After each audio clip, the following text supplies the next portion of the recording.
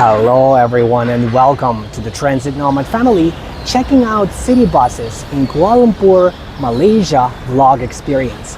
Before we get started, whether you're currently in Asia, Europe, USA or anywhere else, if you haven't done much long-term or long-distance traveling lately, I would like to challenge you to broaden your horizons and give it a try. When you visit new places, you might find yourself feeling happier and more fulfilled with new ideas, inspiration, and motivation to accomplish your life goals. And it's not just my personal opinion. It's been confirmed by scientific research. In the worst case scenario, you'll just learn how to appreciate your home country more. Either way, it should be a win-win situation, and as an active traveler and business owner with experience, I might be able to assist you with trip planning, life coaching, and business consulting, with all the details available at buymeacoffee.com/transitnomad or through the link in the video description below. This is where you can also find lots of exclusive content on many different cities around the world, my secret tips, PDF guides, and the option to request a custom video on any topic that matters to you. With that being said, we are currently located at a major transit hub here, very close to the city center, or maybe in the city center of Kuala Lumpur, in the historic city center. And we are looking at some of their local city buses. Their main provider is called Rapid KL, and you can see the double-decker bus. You can also see a regular 12-meter bus, and right now you can also see a green and blue rather short 9-meter bus. It's fully electric, and this actually shows you their bus fleet pretty well. I've been staying here for over a week now, and these are mostly the buses that I see here. The ones that we see right now, we are looking at, they are 9 meters long, fully electric. They are pretty loud, pretty noisy. I got a chance to ride them. It was a really fun experience. Feel free to look it up on my channel if you want to see the footage. They also have some double-deckers, some regular 12-meter single-decker buses, including some older ones, which I have not yet experienced. I would like to ride them if I have a chance, but it's not so easy, and here is why. Even though some of these buses should be accepting credit cards, the reading machines for credit cards, they are not operational, and they don't accept cash either. So regardless of whether you have Visa, MasterCard, any other credit card, or even if you have their local cash, you cannot pay for the bus because they don't accept credit cards, they don't accept cash. The only payment method that they do accept is their local public transport card, which you have to purchase separately. It costs 10 ringgit, which is approximately $3 American, almost $3 American at the time of recording this video. Of course, the currency rate fluctuates. It might be a little bit more, it might be a little bit less, but the point is that it's not very cheap. If you just want to ride the bus once or twice, it's not very cheap. It could be a lot easier. They could make things a lot easier, especially for visitors or people who just want to ride it once or twice. I mean, I can afford paying $3 extra, but it just doesn't feel right to pay that to ride the bus once or twice. So that is one of the reasons why I didn't ride those double-deckers yet. With these green buses, I got lucky with a couple of drivers. They just let me in because they saw that I was trying to pay with my credit card and it wasn't working, and I was trying to be a good customer, but it wasn't possible, so they just let me in and let me ride it, which was very kind, and I really appreciate that. And also on this note, I do want to point out that most Malaysian people, they are very chill, very kind, very patient, and also flexible. It's definitely a pretty friendly country to be in, and I appreciate their hospitality and also their kindness once again. Now we see another double-decker bus pulling up, and looks like this electric bus is about to depart. It's nice that we are able to catch some bus action because it's not so easy to catch it in this city. The frequency on many bus routes is rather low, 20, 30 minutes, sometimes 40 minutes, sometimes up to an hour, depending on which line we are talking about. So right now we are able to see so many different buses coming in and leaving. This basically is kind of a unique opportunity for us to get this footage here. What else did I want to mention? All the buses are fairly modern. Even the older ones, they have very efficient air conditioning that is working very well. It's very powerful. I know that in some cities, in some countries, especially in Europe, they have either weak air conditioning or the air conditioning is not working at all. In the United States, it's kind of the opposite. The air conditioning is too strong to the point that you feel like you are in the freezer. Based on my experience, again, I don't have too much experience riding their local buses, but the air conditioning, in my case, it seems to be just right. Not too cold, not too hot, good balance. Definitely the air is flowing. I like the flow of air because if people are coughing and sneezing around you, it's nice for that all that stuff to keep flowing, not just you're stuck with it. In Europe, oftentimes they don't use air conditioning, or it's very, very weak, as I mentioned earlier. And this is just kind of one of the bad memories about some European countries. But guess what? The good memory about Europe is their bus frequencies. In many cities, they're a lot higher, and you can easily find lots of transit hubs or busy streets, intersections where you can get a lot of buses coming in and going at the same time, intersecting and servicing city streets. In this case, in Kuala Lumpur, it's really difficult to find busy bus hubs or bus intersections. Like, this is probably as good as it gets. Right now it's rush hour, and this station appears to be one of the busiest stations in the network. So I think we are very lucky to be looking at all this action. As I mentioned earlier, we should say thank you to KL for giving us a chance to be here right now. I'm kind of lucky to find this spot because I was researching through ChatGPT, and ChatGPT sent me to some locations. Of course, I typed in certain criteria. I'm looking for the most routes that intersect at this place, so I can use it for filming. And all the places where I went, it wasn't much action going on there, and I was not able to record a video like this because there simply wasn't enough buses. It was still fine to take a look at it, but it wasn't anything close to what we are seeing right now. And guess what? Maybe now that these buses have left, and maybe only this one, it still has some time before it departs. After that, maybe there's going to be a long break. Let's see what happens. Let me see what else I want to tell you about their bus system. It's hard to say too much specific stuff because I didn't have a chance to ride it as much because they didn't make it easy for people to pay for it. But one thing that I did notice is that at many bus stops there is lack of information, so it's not very easy to tell where each bus is stopping and where it's going and when it's going to come. You can see they do have digital signs with estimated bus arrival times. At this transit hub in particular, they have that information available. But many bus stops in the city, they don't have any information whatsoever, especially for these Go KL buses. I literally had no idea where it's gonna stop, if it's gonna stop, and what line is gonna come, what line is being serviced by this stop, or where am I gonna go, what is the final destination, am I gonna be able to get somewhere using this line, or do I need to wait for another line? Basically no information. And unless you have a smartphone basically and you have time to research, then of course you can find more details.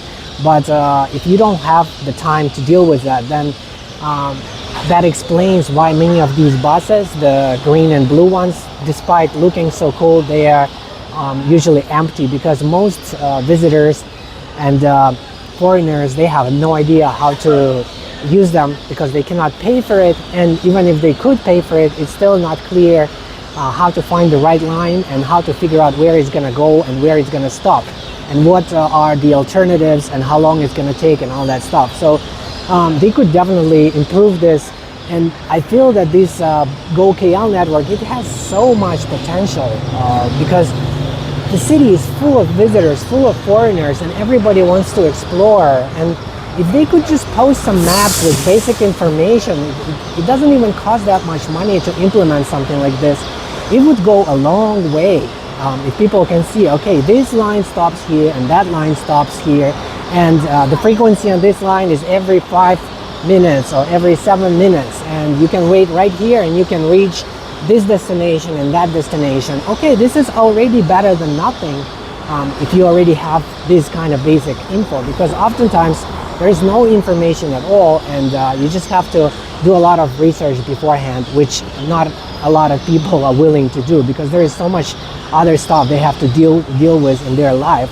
People have to work, people have to communicate with their friends and family, they have to deal with insurance and bills and lots of other things to do, and buying food and all that stuff, and planning and researching about how to take a bus is not something that people want to do when they are visiting another city. They just want it to be as easy, as straightforward as possible. That's why it's very nice when you are able to pay with your credit card, and fare capping is also available, meaning after you pay a couple of times, it stops charging you automatically because it upgrades you to an unlimited day pass. And then if you keep using it for a few days, it upgrades you for unlimited weekly pass and unlimited monthly pass. And it's very easy, very straightforward. Or if they have vending machines, like in Budapest, they have vending machines all over the place, everywhere. And it's very convenient to pay for buses using those vending machines. I really enjoyed that experience. And it was very straightforward. Again, they had lots of good choices for ticket purchase options and prices, and all the information that was necessary was easy to find, as well as the estimated bus arrival times, as well as high frequencies in the first place. High frequencies is very important. If you want people to choose transit, don't make them wait too long. And this is another part that KL could do better. One part I feel they nailed just right is the design of these green and blue buses.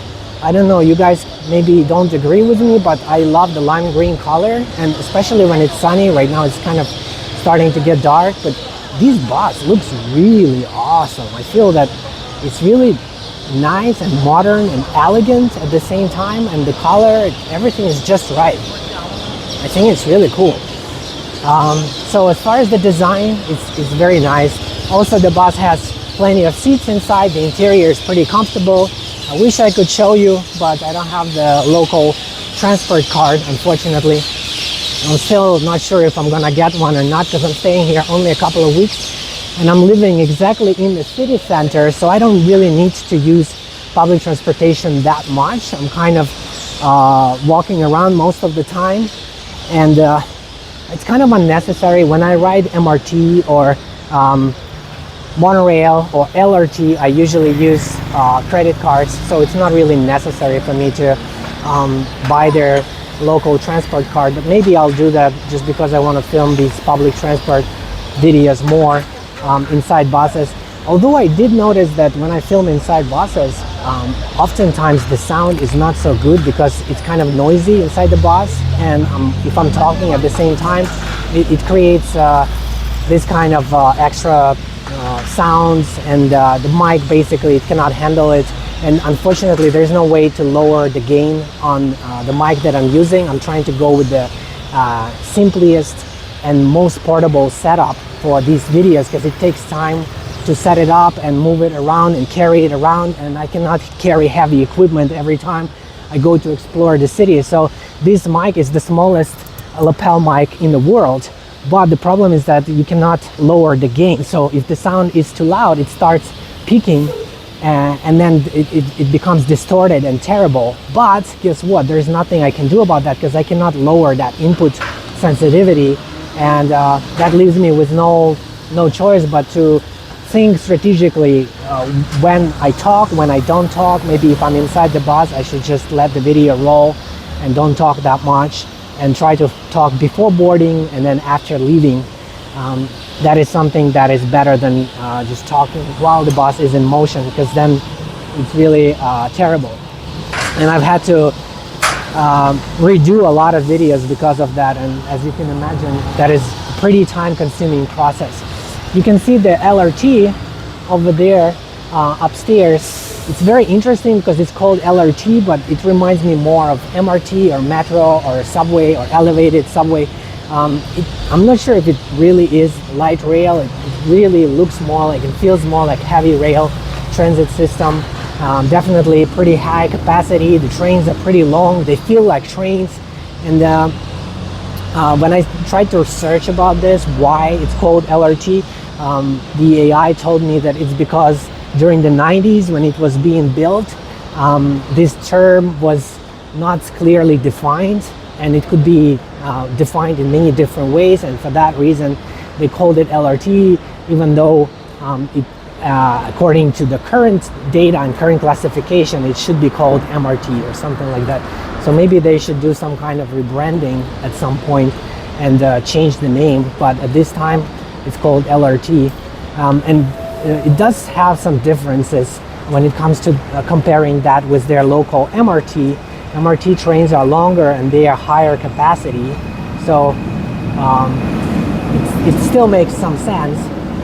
It's just that when I think of LRT, I think about something more like maybe I don't know, what would be the best example of LRT?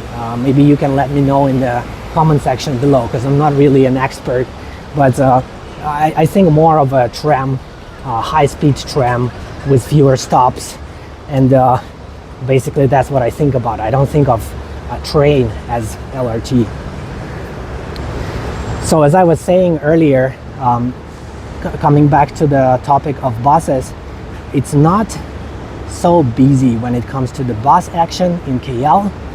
I've been walking around and exploring different places, and it's not as easy to find places where you can spot lots of buses. And when it comes to fleet, I feel that we did capture a pretty good majority of it, at least based on what I've seen.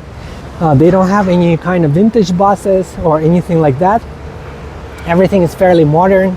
Of course, if you're lucky to ride one of these double-deckers, and if you sit on the second floor in the front, it's going to give you a great experience. I did research about the most scenic lines, and it appears that line number 300 and line number 450 offer a fairly scenic experience, and they are serviced by double-decker buses. Not all of them are double-deckers, but a large portion of the fleet on those lines, once again number 300 and number 450, should be double-deckers. So if you wanted to catch double-decker buses in Kuala Lumpur, you can look up those lines.